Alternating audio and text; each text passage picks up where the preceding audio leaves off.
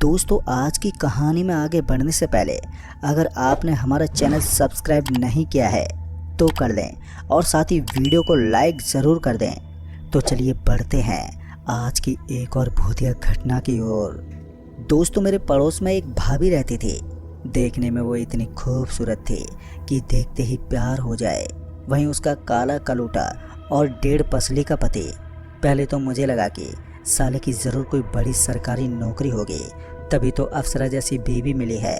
पर जब उसके पति के बारे में थोड़ी बहुत छानबीन की तो वो तो निकम्मा निकला। मतलब कि ना तो वो कोई जॉब करता था और ना ही उसका कोई बिजनेस था। इसके बावजूद भी वो औरत किसी पतिव्रता बीवी के भांति अपने पति की हर बात मानते। पता नहीं साले ने कौन सा जादू चलाया था। खैर, वो भाभी तो मुझे भाव नहीं देती थी, पर मैं पूरे जतन से कोशिश करता रहा। पर साल बीत गया, पर भाभी जी ने हाय हेलो तक का जवाब नहीं दिया। पर इसके उल्टा मेरी दोस्ती भाभी जी के पति देव जी से हो गई। पहली बार जब वो मेरे घर पर आए तो मैं तो थोड़ा छटपटा गया। लगा कि आज आस्की का भूत उतरने वाला है। पर जब उन्होंने मुस्कुराते बोला, अरे भाई क्या हुआ, भाभी हाथ नहीं आई तुम्हारे? तो उनकी इस बात पर मुझे समझ में नहीं आया कि कैसे रिएक्ट करूं। मैंने बस अपनी दलील देते हुए कहा, क्या भैया आप भी ये कैसी बातें कर रहे हैं?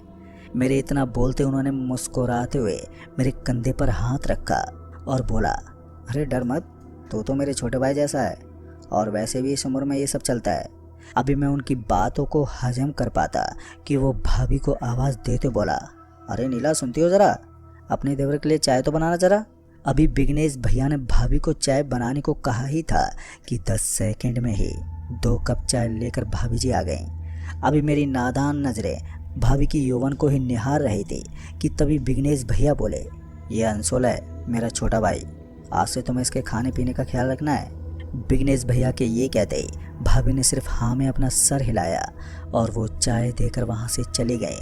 भाभी जी के जाने के बाद विघ्नेश भैया मेरा नाम लेते बोले, आज से तुम्हारा खाना पीना हमारे घर पर होगा और हाँ, अपने बड़े भैया को मना करने की हिम्मत मत करना।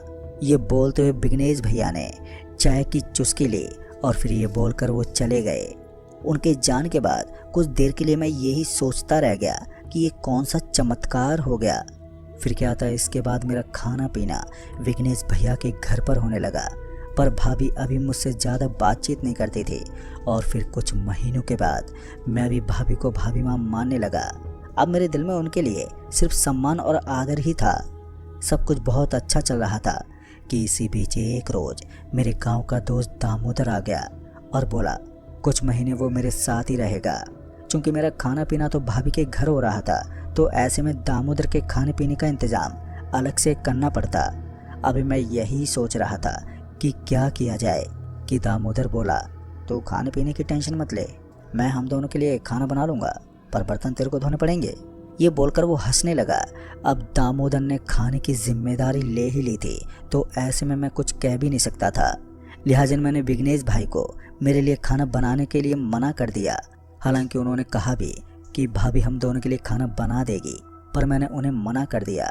फिर अगली सुबह जब मैं उठा तो दामोदर ने मुझसे उठते ही पूछा, अरे भाई तू रात को उस औरत के साथ कहाँ पर गया था? दामोदर के ये बोलते ही मैंने बोला, यार कौन सी औरत, कैसी औरत? मेरी ये कहते ही दामोदर बोला, अरे वही जिसे तू भाभी बोलता है, वही आई थी रात के 1:45 बजे। उसने तेरे को आवाज़ दी और तू चुपचाप उठकर चला गया।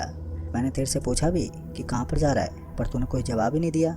यहाँ तक कि जब तू 3 बजे वापस आया तब भी तूने मेरे पूछने पर कुछ नहीं बताया। दामोदर की बात सुनकर मैं थोड़ा सा मुस्कुराया और बोला, आप बस भी कर, भाभी के नाम पर मजे मत ले।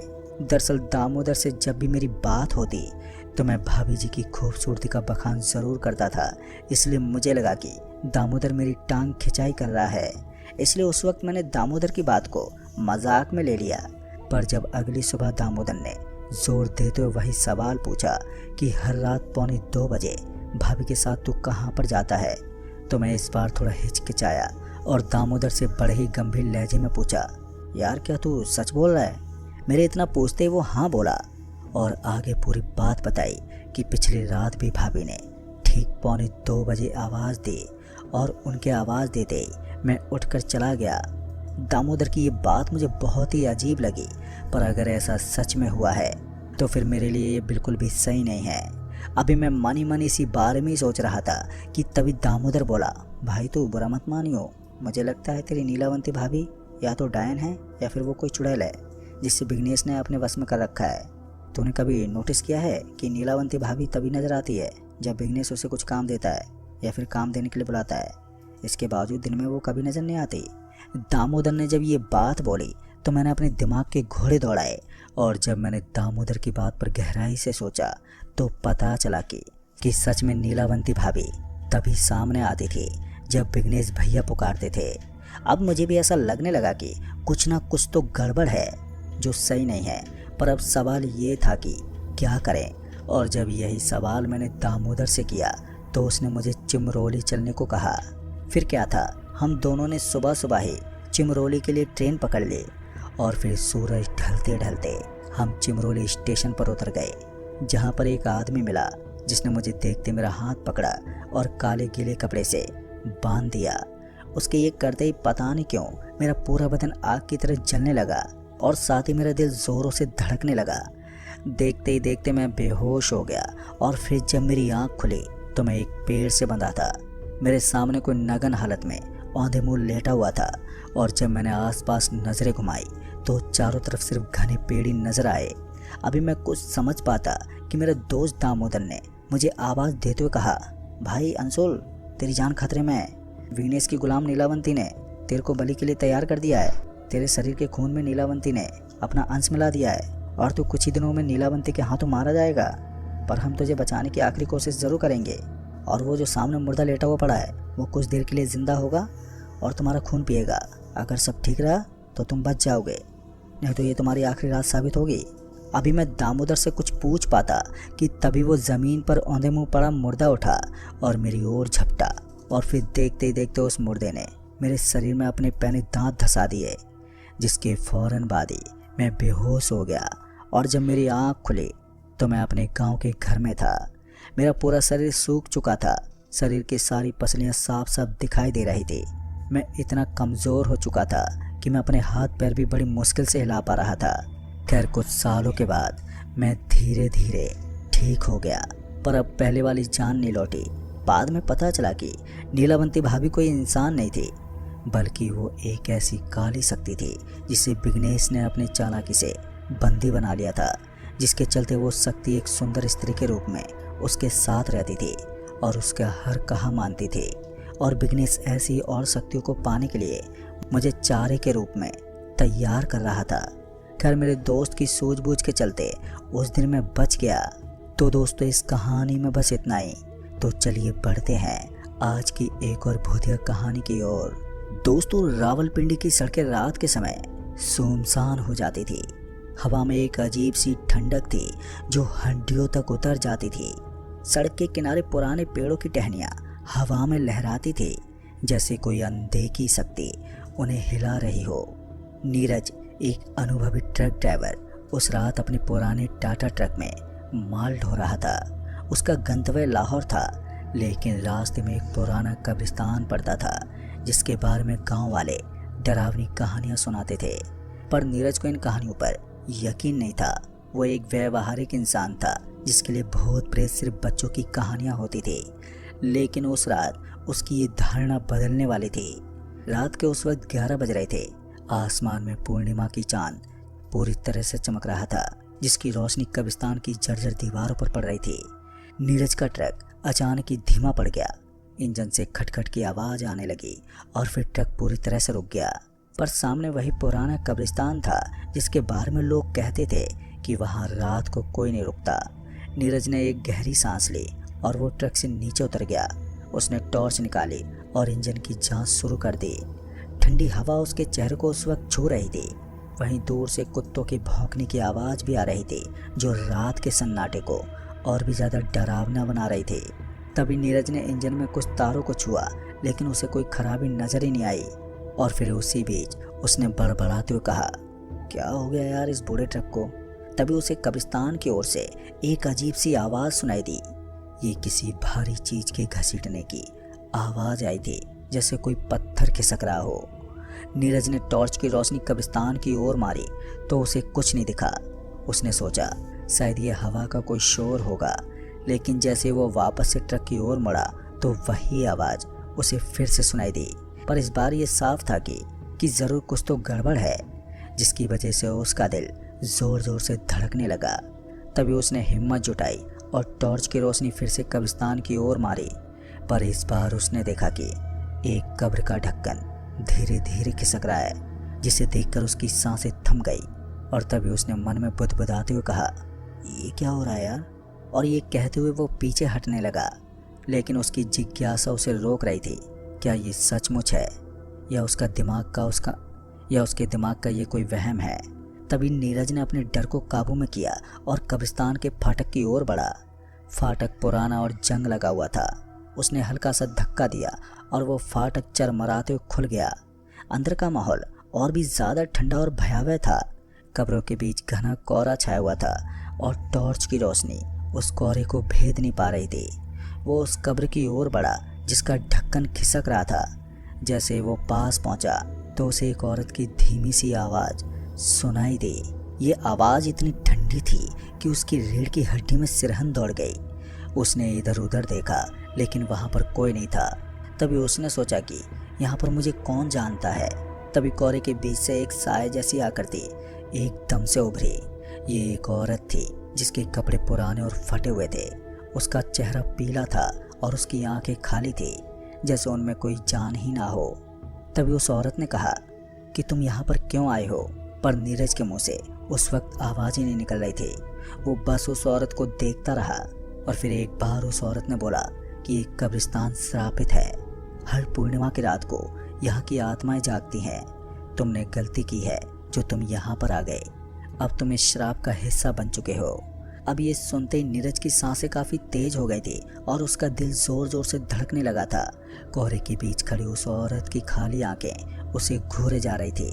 उसकी आवाज़ में एक अजीब सा ठहराव था, जैसे वो इस दुनिया की नहीं थी। तभी उस औरत ने एक बार फिर कहा कि तुम यहाँ पर क्यों आए। पर इस बार उसकी आवाज़ में हल्की सी क्रूरता थी। नीरज ने हिम्मत जुटाकर बोला, वो मेरा ट्रक खराब हो गया है, मैंने कुछ नहीं किया, मैं तो बस उसे ठीक करने के लिए रुका था। पर नीरज की आवाज़ कांप रही थी।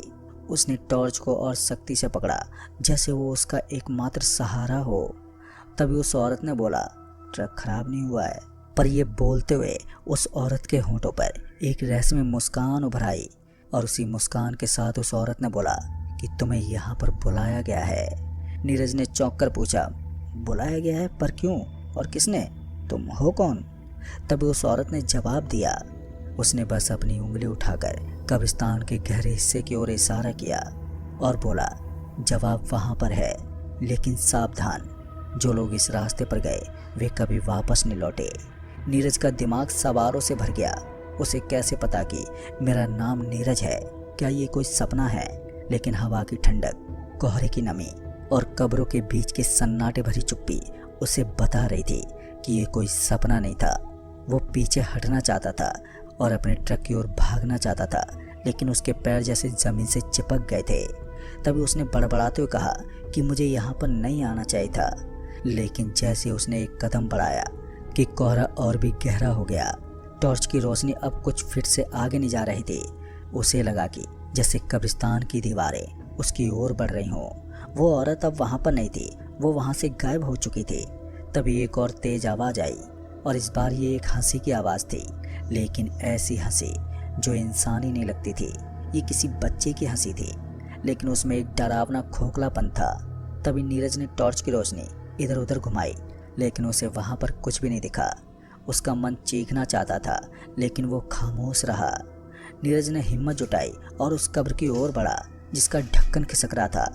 कब्र का पत्थर अब पूरी तरह से खुल चुका था, जिसके अंदर से एक ठंडी सड़ी गली सी गंध उठ रही थी। उसने टॉर्च की रोशनी कब्र के अंदर मारी तो वहाँ पर कोई ताबूत नहीं था, बल्कि एक गहरा गड्ढा था जो नीचे की ओर एक सुरंग में जाता हुआ दिख रहा था। तभी नीरज ने खुद से पूछा, ये क्या है इसके अंदर? उसका मन बोल रहा था कि वो वहाँ से भाग जाए, लेकिन उस औरत की बातें उसके दिमाग में गूंज रही थी कि यहाँ पर तुम्हें बुलाया गया है। वो ये सोच रहा था कि क्या कोई शक्ति मुझे इस कब्रिस्तान में खींच लाई है। तभी उसने एक गहरी सांस ली और उस सुरंग में उतरने का फैसला किया। वो जानता था कि ये पागलपन था, लेकिन अब पीछे हटना नामुमकिन लग रहा था। सुरंग की सीढ़ियां पुरानी थी और हर कदम पर चरचराने की आवाज़ उसे साफ सुनाई दे रही थी। नीचे का माहौल और भी ठंडा और नम था। टॉर्च की रोशनी में उसे दीवारों पर अजीब सी नक्काशी दिखी, कुछ प्राचीन भाषा में लिखे हुए शब्द और राक्षसी चेहरों की मूर्तियाँ। सुरंग के अंदर एक बड़ा सा कमरा था जिसके बीच में एक पुराना पत्थर का मंच था। मंच पर एक काला पत्थर रखा था जिस पर लाल रंग से कुछ लिखा हुआ था। नीरज ने उसके पास जाकर देखा तो ये कोई साधारण पत्थर नहीं था, ये एक ताबीज था जिसके चारों ओर एक अजीब सी ऊर्जा महसूस हो रही थी। तभी वो औरत फिर से प्रकट हो गई, पर इस बार वो कोहरे में नहीं थी बल्कि मंच के पास खड़ी थी। और तभी उस औरत ने कहा कि ये ताबीज इस कब्रिस्तान के श्राप की कुंजी है। सैकड़ों साल पहले एक पुजारी ने एक राक्षस को यहाँ पर कैद किया था, लेकिन हर पूर्णिमा की रात को उसकी शक्ति बढ़ जाती है और वो आज़ाद होने की कोशिश करता है। और तुम यहाँ पर इसलिए आए हो क्योंकि तुम में वो शक्ति है जो इसे रोक सकती है। तभी नीरज ने हंसते हुए कहा, मुझ में वो शक्ति है? लेकिन उसकी हंसी में डर साफ साफ झलक रहा था। और तभी नीरज ने बोला, मैं तो बस एक ट्रक ड्राइवर हूँ, पर तुम मुझसे चाहती क्या हो? तभी उस औरत ने बोला कि मैं कुछ नहीं चाहती, मैं तो बस एक दूत हूँ। असली लड़ाई तो तुम्हें उस राक्षस से लड़नी होगी। अगर तुमने उसे नहीं रोका तो वह इस कब्रिस्तान से निकलकर पूरी दुनिया को नष्ट कर देगा। नीरज के पास अब कोई विकल्प भी नहीं था। उसने ताबीज को छुआ और जैसे उसने ऐसा किया कि कमरे में एक तेज चीख गूंजी। ये चीख इतनी भयानक थी कि नीरज के हाथ से टॉर्च गिर गई। अंधेरे में उसे लगा जैसे कोई उसकी ओर बढ़ रहा हो। अंधेरे में नीरज ने टॉर्च उठाने की कोशिश की, लेकिन तभी उसे अपने चारों ओर कई परछाइयों का एहसास हुआ। ये परछाइयाँ इंसानी नहीं थी, इनके चेहरे विकृत थे और इनकी आंखों में एक जलती हुई लाल चमक थी। तभी एक साई ने फुसफुसाते हुए बोला कि तुम्हें यहाँ पर नहीं होना चाहिए। उसकी आवाज़ हवा में तैर रही थी जैसे वो हर तरफ से आ रही हो। तभी नीरज ने ताबीज को और सख्ती से पकड़ा। उसे नहीं मालूम था कि यह है क्या, लेकिन उसे लग रहा था कि यह उसकी जान बचा सकता है। और नीरज ने चीखते हुए कहा कि मुझे छोड़ दो। तभी एक साय ने उसकी ओर छलांग लगाई। नीरज ने अपनी आंखें बंद कर ली, लेकिन ताबीज से एक तेज रोशनी निकली जिसकी वजह से वो साया चीखते हुए पीछे हट गया।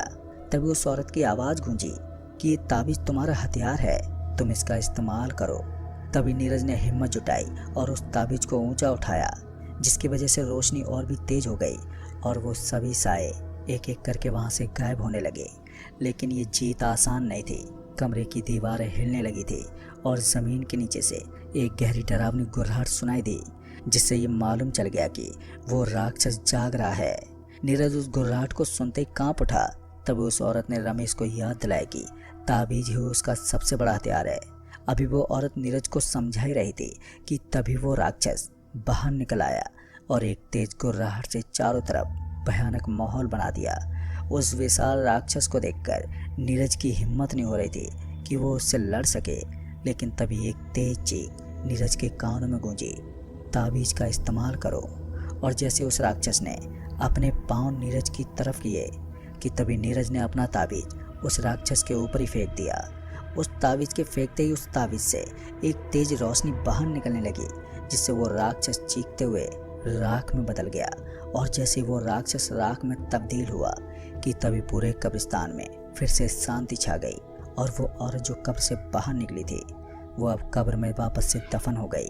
पर नीरज अब उस दहशत से बेहोश हो गया था, जिसके चलते उसकी जब आँख खुली तो वो अपने ट्रक में मौजूद था। तभी नीरज ने अपने आसपास देखा तो सब कुछ नॉर्मल था, लेकिन कब्रिस्तान में पड़ी वो राख उसे ज़रूर नजर आई। और जैसे उसने उस राख को देखा कि तभी नीरज अपना ट्रक स्टार्ट करके वहाँ से तेज़ी से निकल गया और फिर वो दोबारा उस सड़क पर कभी नहीं आया। तो दोस्तों, इस कहानी में बस इतना ही।